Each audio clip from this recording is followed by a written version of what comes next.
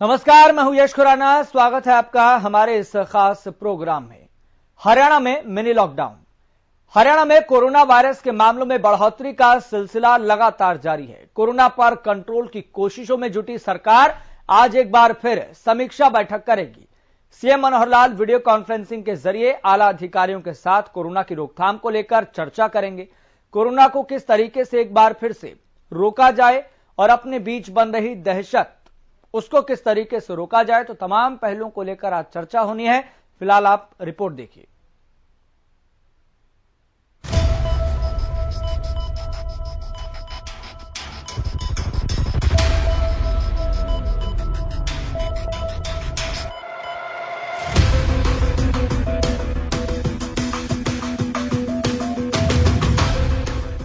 साल 2022 में कोरोना से राहत मिलने की उम्मीद धीरे धीरे खत्म होती दिख रही है। सरकार की सख्ती और सावधानी की अपील के बावजूद हरियाणा में कोरोना की रफ्तार बेकाबू होती दिख रही है। 15 दिन पहले प्रदेश में जहां गिने चुने मामले ही सामने आते थे, वहीं बीते एक सप्ताह में कोरोना विस्फोट हो गया है। ग्राफिक्स के जरिए समझिए हरियाणा में किस तरह कोरोना की धीमी हुई रफ्तार ने फिर से अपना कहर बरपाना शुरू कर दिया है। हरियाणा में कोरोना का हाल। 26 दिसंबर 90 नए कोरोना केस सामने आए। 27 दिसंबर 92 नए कोरोना केस सामने आए। 28 दिसंबर 85 नए कोरोना केस सामने आए। 29 दिसंबर 126 नए कोरोना केस सामने आए।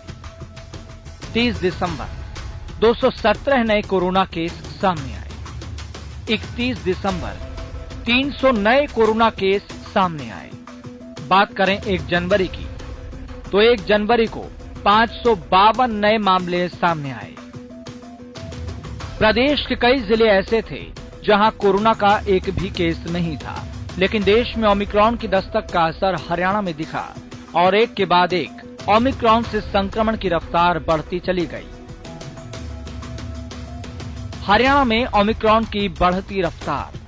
22 दिसंबर को करनाल में मिला ओमिक्रॉन का पहला केस। 30 दिसंबर को हरियाणा में 23 नए ओमिक्रॉन मरीज मिले। 31 दिसंबर को प्रदेश में 26 नए ओमिक्रॉन मरीज मिले। अब तक प्रदेश में ओमिक्रॉन के कुल 63 संक्रमित मिल चुके हैं। 40 ओमिक्रॉन मरीज ठीक होकर घर लौट चुके हैं। प्रदेश में फिलहाल ओमिक्रॉन के 23 एक्टिव केस बताए जा रहे हैं। सरकार ने शुरुआती दौर में ही स्थिति को समझा और सख्ती बढ़ानी शुरू कर दी। प्रदेश में पहले नाइट कर्फ्यू और पूरी तरह से वैक्सीनेशन पर जोर दिया गया। प्रदेश के स्वास्थ्य मंत्री अनिल विज ने नो वैक्सीन नो एंट्री को सख्ती से लागू करने के निर्देश दिए, लेकिन सख्ती के बावजूद ओमिक्रॉन का खतरा प्रदेश में तेजी से बढ़ता रहा, जिसके चलते सरकार ने अब और सख्ती दिखाते हुए हरियाणा के हाई अलर्ट जिलों में मिनी लॉकडाउन जैसी पाबंदियां लगाने की घोषणा कर दी है। हरियाणा में मिनी लॉकडाउन। 12 जनवरी तक बढ़ा महामारी अलर्ट सुरक्षित हरियाणा। हरियाणा के 5 जिलों के लिए नई गाइडलाइंस जारी। गुरुग्राम, फरीदाबाद और अंबाला में बढ़ाई गई सख्ती। पंचकुला और सोनीपत के लिए भी नई गाइडलाइंस जारी। Cinema hall, theatre, school college बंद करने के आदेश। खिलाड़ियों के अलावा तमाम लोगों के लिए स्विमिंग पूल बंद। मॉल और मार्केट को 5 बजे तक ही खोलने की अनुमति। प्राइवेट और सरकारी ऑफिस में 50% हाजिरी की सलाह। बार और रेस्टोरेंट में भी 50% लोगों को ही अनुमति। हर कोई इस संक्रमण की चपेट में आने से डरता है, लेकिन समय समय पर रूप बदलता ये वायरस लोगों पर लगातार अपना कहर बरपा रहा है। हरियाणा के राज्यसभा सांसद दीपेंद्र हुड्डा भी इसकी जद में है, जिन्होंने अपने संपर्क में आने वालों से टेस्टिंग और आइसोलेशन की अपील की है। सरकार की इन सख्तियों से भी लोगों ने सबक ना लिया तो मिनी लॉकडाउन की ये स्थिति पूरे प्रदेश में लॉकडाउन के लिए मजबूर कर सकती है। Bureau report, Haryana news. तो जहां पर कोरोना एक बार फिर से लौट आया है, तो वहीं पर एक बार फिर से पाबंदियों का दौर भी लौट आया है। लेकिन ये पाबंदियां क्या जमीनी स्तर पर समझी जा रही है, क्या मानी जा रही है, क्या इसका इंप्लीमेंट जमीनी स्तर पर हो रहा है, इसको लेकर रिपोर्ट लेंगे। हमारे संवाददाता सुशील जुड़ गए हैं गुरुग्राम से। सुशील, सबसे पहला और महत्वपूर्ण सवाल यही है कि वैष्णो देवी की घटना पूरे देश को याद है और ये बरसों बरसों तक याद की जाएगी, लेकिन शीतला माता मंदिर में जिस तरीके की स्थिति बनी हुई है, सवाल तो ये खड़ा हो रहा है कि गाइडलाइंस तो जारी कर दी जाती है लेकिन उसका इंप्लीमेंट जमीनी स्तर पर नहीं हो रहा। निश्चित तौर पर देखिए यश, ओमिक्रॉन को लेकर ओमिक्रॉन के जो मामले हैं वो भी केवल गुरुग्राम में 34 मरीज ओमिक्रॉन के आ चुके हैं और मई के बाद से 2020 मई में जिस तरह से आंकड़ों में उछाल देखा जा रहा था कोरोना के मामलों में, वैसे ही दिसंबर में देखने को मिल रहा है। और 3 दिनों के अंदर 300 के करीब कोरोना के मामले पहुंच चुके हैं और लोगों में दहशत का माहौल है। हालांकि नए साल का जश्न हमने देखा और दिखाया कि किस तरह से लोग बेपरवाह होकर सड़कों पर थे, कोरोना गाइडलाइन का पालन नहीं कर रहे थे और यही वजह है कि अब तक करीब 3450 संदिग्ध ऐसे हैं जिनकी रिपोर्ट आनी बाकी है। और अभी आज ही जब गुरुग्राम के सिविल सर्जन से वीरेंद्र यादव से मैं बात कर रहा था तो उन्होंने साफ कर दिया कि लोगों को सावधानी बरतने की जरूरत है और जिस तरह से कोरोना का ग्राफ, संक्रमित मामलों का ग्राफ लगातार बढ़ रहा है, उससे साफ लग रहा है कि ये आंकड़े और बढ़ेंगे और जो तीसरी लहर का खतरा है वो निश्चित तौर पे सामने देखने को मिल रहा है। हालांकि राहत की बात यह है कि उन्होंने यह भी कहा कि गुरुग्राम में जो इंफ्रास्ट्रक्चर है, जिस तरह से ऑक्सीजन पर विशेष ध्यान दिया गया है कि ऑक्सीजन किस तरह से प्रोड्यूस किया जाए और उसकी क्षमता को लेकर, तो उन्होंने साफ कर दिया कि 2850 प्रति मिनट लीटर ऑक्सीजन यहाँ गुरुग्राम में बनाया जा सकता है, उसकी उपलब्धता है। साथ ही जो आईसीयू बेड है, करीब 5000 के करीब में आईसीयू बेड और 5000 के करीब में 4800 के करीब में वेंटिलेटर बेड की भी व्यवस्था की गई है। साथ ही जो नॉर्मल बेड हैं वो 6800 के करीब में उसकी व्यवस्था यहाँ की गई है। तो कुल मिलाकर जो स्वास्थ्य विभाग है यह पूर्ण तरह से तैयार है। लेकिन जिस तरह से कोरोना का आंकड़ा लगातार बढ़ रहा है और बढ़ने के पीछे, चूंकि जब पहली लहर आई थी उसी वक्त बताया गया था कि कोरोना संपर्क में आने से बढ़ता है और ये मल्टीपल होता है, तो निश्चित तौर पे अभी भी जिस तरह से लोग जश्न मनाते हैं, घर से बाहर निकलते हैं, बाजार में जाते हैं, सड़कों पर निकलते हैं और बेपरवाही से, लापरवाही से सामने जब एक दूसरे से मिलते हैं तो निश्चित तौर पे कोरोना का ग्राफ बढ़ रहा है। और कहीं ना कहीं यही वजह था कि जिसको देखते हुए मिनी लॉकडाउन सरकार ने इम्पोज किया है और खास तौर पे वो 4 जिले जिनमें सबसे ज्यादा कोरोना के मामले सामने आ रहे हैं, उनमें शाम 5 बजे के बाद ये पाबंदियां भी लगाई है, जिसमें मार्केट्स बंद हैं या फिर मॉल्स बंद हैं या रेस्टोरेंट या सिनेमा हॉल बंद करने के आदेश दिए गए हैं और साथ ही कोरोना गाइडलाइन को सख्ती से पालन करने का आदेश दिया गया है। लेकिन यश, हैरानी की बात यह है कि कल 1 जनवरी था और हमने देखा गुरुग्राम के शीतला माता मंदिर में, मैं खुद दर्शन करने गया था और वहां हमने देखा कि करीब लाखों की भीड़, पूरे दिन में लाखों की भीड़ वहां आती है और दर्शन करने के लिए लाइन लगी हुई थी। हालात इतने बद से बदतर थे कि लोग एक दूसरे पर चढ़ रहे थे और एक दूसरे के बिल्कुल चिपक रहे थे और कहीं बहुत कम ऐसे मामले देखा जा रहा था जिसमें कोरोना गाइडलाइन का लोग पालन कर रहे हों। हालांकि जो माता मंदिर का गेट है, वहां जो पुलिसकर्मी तैनात थे वो प्रॉपर मास्क लेकर बैठे थे, वो सबको मास्क दे रहे थे कि जो भी एंट्री कर रहा है वो मास्क के साथ एंट्री करे, लेकिन सोशल डिस्टेंसिंग की धज्जियां वहां उड़ते दिख रही थी। और एक और जो आपको बता दें कि पुणे, अभी खुद पुणे की लैब से यह भी क्लियर हुआ है कि मास्क ज्यादा से ज्यादा ओमिक्रॉन को नहीं रोक सकता। कई तरह के मास्क होते हैं और जो लोग मास्क लगाकर जाते हैं माता मंदिर में कल दिखे, वो वैसा मास्क था कि अमूमन जो आमतौर पर जनरल मास्क होता है। चलिए सुशील, आप लगातार हमारे साथ बने रहिए, इस मामले पर आपसे लगातार हम अपडेट लेते रहेंगे। तो हरियाणा में मिनी लॉकडाउन, यहां पर स्थिति ये बनी हुई है कि लगातार मामले सामने आ रहे हैं और प्रदेश के 5 जिले ऐसे हैं जहां पर सख्ती बढ़ा दी गई है और उन जिलों में गुरुग्राम का नाम भी शामिल है, क्योंकि यहां पर सबसे ज्यादा मामले सामने आ रहे हैं। तो 5 बजे तक ही मॉल और मार्केट खुलेंगे, ये भी गाइडलाइंस जारी की गई है। चलिए आपको बता दें कि इस मसले पर हमारे साथ ज्यादा बातचीत के लिए डॉक्टर पंकज वत्स जुड़ गए हैं, हेल्थ एक्सपर्ट हैं।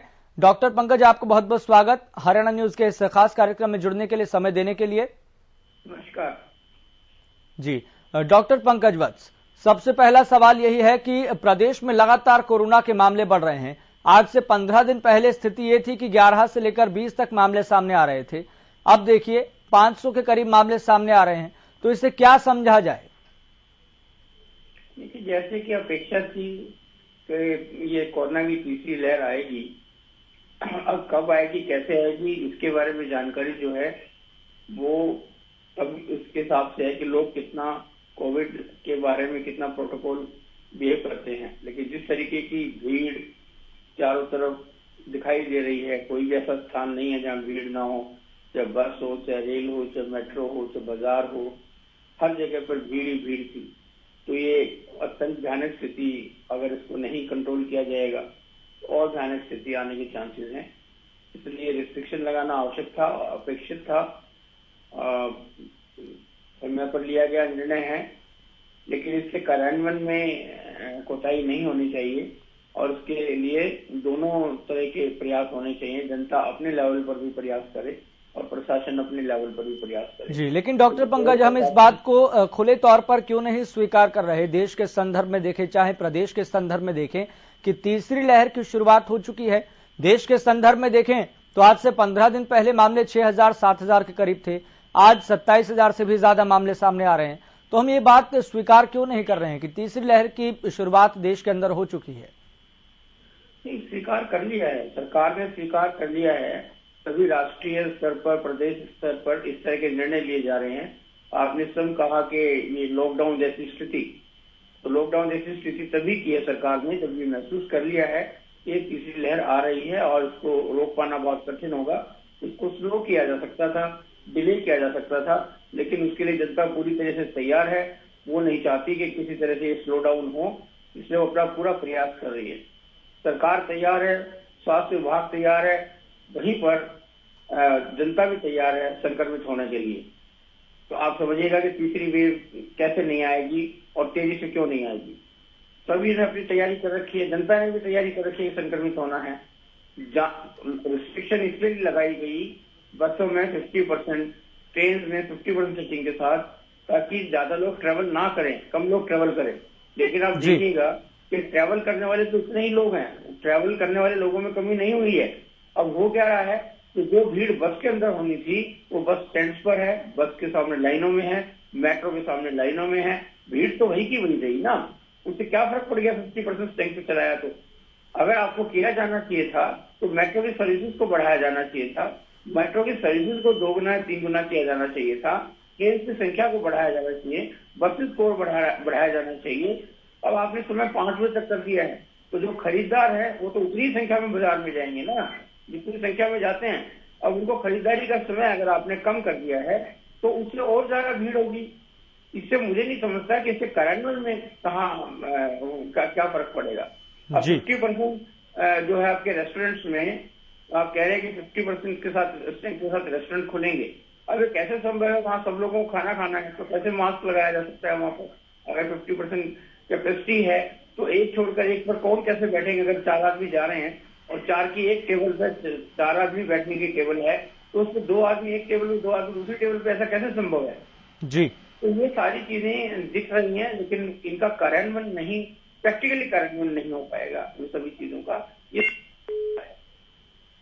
जी, डॉक्टर पंकज, मेरा एक और आपसे सवाल ये है, जिस तरीके से अब प्रदेश में लगातार मामले बढ़ रहे हैं, देश में लगातार मामले बढ़ रहे हैं, लेकिन हम ओमिक्रॉन केसेस को अलग से दर्ज कर रहे हैं कि ओमिक्रॉन केस के पूरे देश भर में इतने मामले सामने आ चुके हैं, फला मामले सामने आ चुके हैं, जबकि हम क्या इस बात को स्वीकारें कि ओमिक्रॉन के ही मामले लगातार सामने आ रहे हैं और इसका इन्फेक्शन रेट भी बहुत ज्यादा है? क्या इसको हम माने देश और प्रदेश के संदर्भ में कि वो ओमिक्रॉन के केसेस ही हैं जो लगातार बढ़ रहे हैं? ये तो सरकार भी मान चुकी है, हम सब लोग भी मान चुके हैं कि बेसिकली अब जो है वो ओमिक्रॉन जो है वो रिप्लेस कर देगा डेल्टा वेरिएंट। ये तो स्वाभाविक है, क्योंकि अभी जो आंकड़े आ रहे हैं वो कोरोना के केसेस, पॉजिटिव केसेस आ जाते हैं, तो उनकी जीनोम सीक्वेंसिंग करने के लिए हम कुछ केसेस भेजते हैं, सारे केसेस नहीं भेज पाते हैं। और वहाँ लैब पर भी देखते हैं कि कौन कौन से केसेस को टेस्ट करना ठीक होगा। तो सिर्फ ये इंडिकेशन है, इंडिकेशन भर है ओमिक्रॉन की टेस्टिंग जो है। इसलिए अब जितनी तेजी के साथ ये बढ़ रहा है तो ये मान लेना ही चाहिए, और शायद सरकार ने मान भी लिया है, इसलिए रिस्ट्रिक्शन लगी है कि जो इन्फेक्शन आ रहा है नया वेरिएंट है। लेकिन फिर भी डॉक्टर पंकज, लेकिन फिर भी ओमिक्रॉन के केसेस अलग से दर्ज किए जा रहे हैं, उसमें ये बताया नहीं जा रहा है। अभी भी कुल देश के अंदर 1500 से ज्यादा महज ओमिक्रॉन के केसेस बताए जा रहे हैं, तो इसको अलग से दर्ज किया जा रहा है।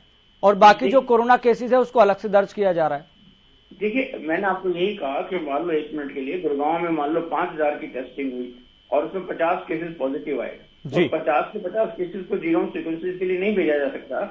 इतनी लैब में फैसिलिटीज नहीं है, कैपेसिटीज नहीं है, तो यहाँ से कुछ ही सैंपल जो है वो जीनोम सीक्वेंसिंग के लिए भेजे जाते हैं और जीनोम सीक्वेंसिंग लैब में भी उनमें से भी और कम संख्या में देखे जाते हैं। तो सपोज मानिए कि 5000 टेस्ट हुए, 50 पॉजिटिव आए, जी। तो ओमिक्रॉन के लिए सिर्फ 5 ही टेस्ट किए गए ओमाइक्रॉन के लिए। तो अब ओमाइक्रॉन के लिए 5 टेस्ट हुए और मान लो 508 पॉजिटिव आए, तो भी संख्या क्या रहेगी?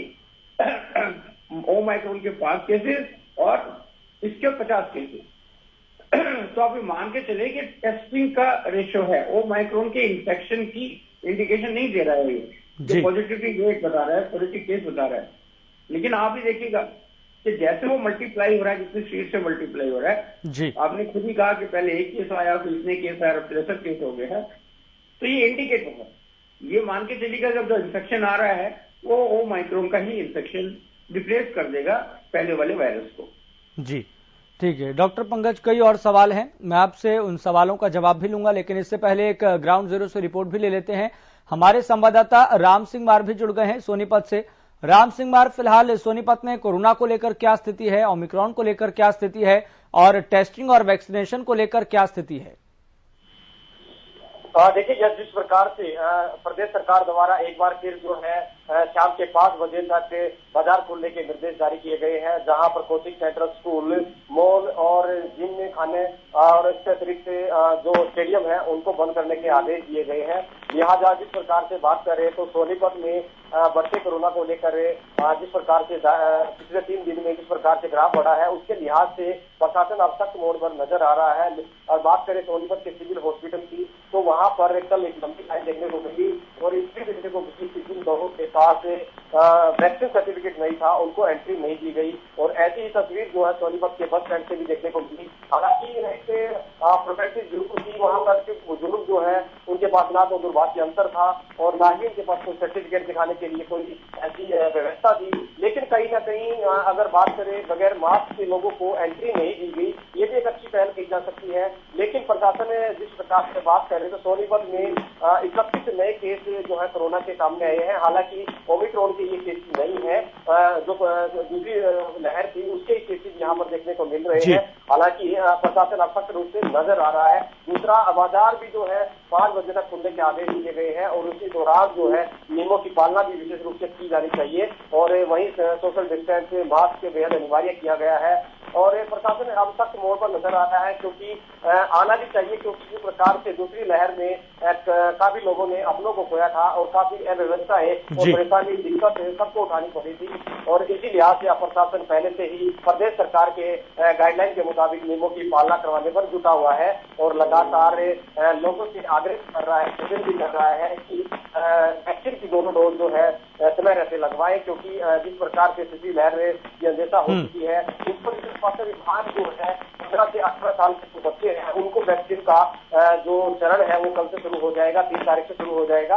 उसको लेकर विशेष तैयारियां हैं। 250 से ज्यादा जो है सेंटर बनाए गए हैं और इसमें 2 सेंटर रहने वाले हैं। एक जो 18 से ज्यादा उम्र के लोग हैं, दूसरा 15 से 18 के लिए जो एक कोवैक्सीन लगनी है उसके लिए प्रावधान है। और 1 सप्ताह का टारगेट लेकर स्वास्थ्य विभाग चल रहा है कि जल्द से जल्द 15 से 18 साल के जो बच्चे हैं उनको वैक्सीन लगाई जाए और इसके लिए जागरूकता अभियान भी जो है बड़े स्तर पर चालू कर दिया गया है, ताकि जल्द से जल्द जो लोग हैं 15 से 18 की आयु वर्ग जो बच्चे हैं उनको वैक्सीन लग सकेगी। चलिए, हमारे साथ जयप्रकाश भी जुड़ गए हैं फरीदाबाद से। जयप्रकाश, फिलहाल कोरोना को लेकर क्या स्थिति बनी हुई है और जो सरकार की तरफ से जो ऐलान किया गया है मिनी लॉकडाउन को लेकर, तो उसमें जो सख्तियां बताई गई है, जो गाइडलाइंस बताई गई है, उसका कितना इंप्लीमेंट हो रहा है जमीनी स्तर पर? देखिए यश जी, मैं आपको जैसे बता दूं, फरीदाबाद में जब से सरकार की तरफ से ये आदेश किए गए हैं कि मिनी लॉकडाउन लगाया जाएगा, उसको लेकर के जो यहाँ के व्यापारी हैं वो कहीं ना कहीं अब जागरूक हो चुके हैं। उनकी तरफ से एक मीटिंग की जा रही है। जिस तरीके से सरकार की तरफ से आदेश आए हैं कि शाम को 5 बजे के बाद मार्केट है, जो दुकानें हैं, मॉल हैं, वो बंद कर दिए जाएंगे। जिस तरीके से फरीदाबाद में कोरोना के जो मरीज हैं, पेशेंट हैं, वो बढ़ते जा रहे हैं। उनके आंकड़ों की बात की जाए तो फरीदाबाद में कल भी 107 जो है मरीज पाए गए हैं और जिसको देखते हुए सरकार की तरफ से फरीदाबाद और 5 जिलों में सोनीपत, गुरुग्राम और अंबाला और गुरुग्राम में इनमें जो लॉकडाउन लगाने की जो स्थिति लगाई गई है उसको देखते हुए कहीं ना कहीं लोग भी जागरूक होने लगे हैं। जो बगैर बात काम के लोग घरों से नहीं निकल रहे हैं। और अगर मार्केट की बात की जाए तो मार्केटों में जिस तरीके से पहले भीड़ होती थी और जब से ये आदेश हुए हैं उसके बाद लोग कहीं ना कहीं जागरूक हो रहे हैं, मास्क लगा करके घर से बाहर निकल रहे हैं। तो अब देखने वाली बात है जिस तरीके से फरीदाबाद में आए दिन मरीजों की संख्या जो बढ़ती जा रही है उस पर कितना प्रभाव पड़ेगा ये लॉकडाउन लगाने के बाद में। चलिए जयप्रकाश, बहुत बहुत शुक्रिया जानकारी देने के लिए। राम सिंह मार, आपका भी बहुत बहुत शुक्रिया जानकारी साझा करने के लिए। डॉक्टर पंकज, मेरा आपसे एक अंतिम सवाल ये है, पहली लहर, दूसरी लहर और जो वर्तमान स्थिति कोरोना को लेकर बनी हुई है उसमें आर वैल्यू का कितना बड़ा फैक्टर है और इसमें सबसे बड़ा अंतर क्या आप देख रहे हैं, संक्षिप्त में बताइए।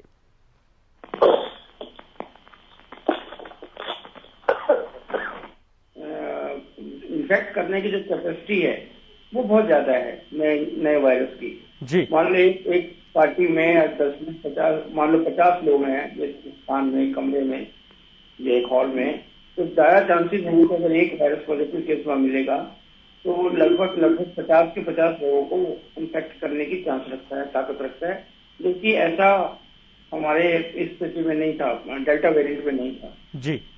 तो ये जो है इन्फेक्शन जो रेट है जो उसका ये बहुत ज्यादा है इस नए वायरस के साथ जी। इसीलिए सरकार को इस तरह के कदम उठाने पड़े हैं और लोगों को तुरंत इसके बारे में समझना चाहिए, क्योंकि अगर लोग तुरंत नहीं समझे, सपोज मान लो इन्होंने 5 बजे तक का टाइम किया है, अगर 5 बजे का टाइम शॉप का कर दिया तो बहुत सारे लोग वहां पर राशन वगैरह लेने के लिए पहुंच जाएंगे, ये सोच के या पूर्ण लॉकडाउन भी लग सकता है, तो वहाँ बहुत भीड़ पहुंच जाएगी।